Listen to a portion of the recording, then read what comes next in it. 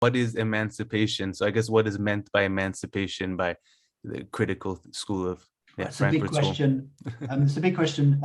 But if you don't mind, do you mind me just going briefly over the critical race theory thing?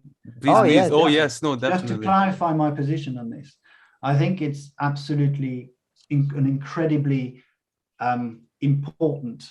I mean, so what's important is to kind of distinguish decolonial thinking from, for example, critical race theory, from other bodies of thought, you know, that are quite critical of the West in many ways, but that can be inside of the West or outside of the West. Someone that does a great job in trying to kind of show how they might be, in a way, brought within a project, a communal project, is Walter Mignolo in Decolonial Investigations, for example, where he recognizes that actually, I mean, critical race theory really informed what is now known as intersectionality theory, right? Okay. For example, Kimberly Crenshaw is a critical race theorist, but she's coined the term intersectionality.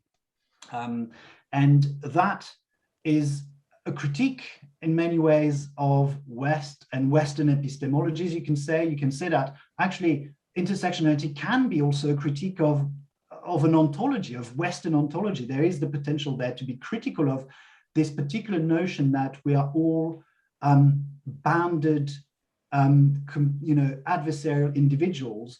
Intersection is about intersection, understanding how things intersect with one another. Yes, how structures of power and oppression intersect with one another, for sure, but how we might too, as human beings, interrelate in many ways. And there's within intersectionality theory, which is actually the ones emanating from the global South a lot of the time. For example, Ansel Douya's work or Cherry Moraga's work, they tend to kind of look at intersectionality as an ethics of interrelatedness.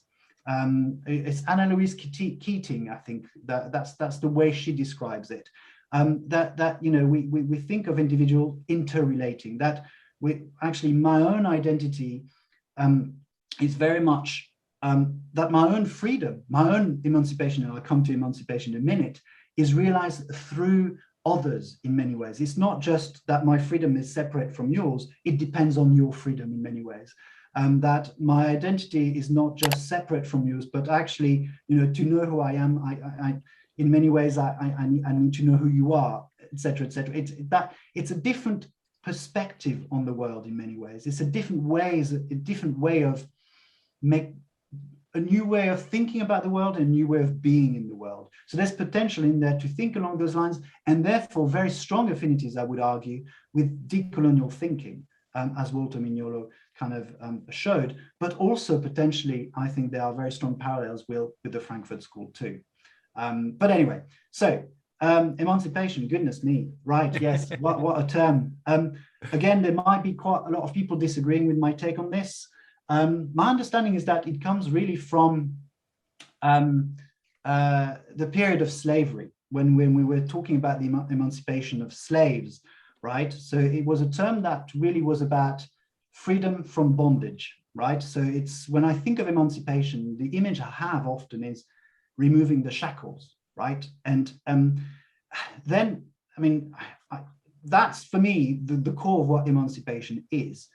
There's an element of liberation for sure, but I distinguish it from it in many ways, because when you think of some liberation movements, some of them, like the gay liberation movements, might have been quite satisfied with just having rights, new rights that are equal to the rights of heterosexual people, for example, the right to marry, right? And for me, that's not emancipation. For me, that's a form of liberation. That's gaining rights. That's a form of equality, but it's within the system as it is, right? So, and many people actually would argue that gay marriage, for example, people who would, someone like Lisa Duggan, who came up with the concept of homonormativity, not heteronormative, but homonormativity, argued that this, the gay marriage is an assimilation of gay people within heteronormative culture.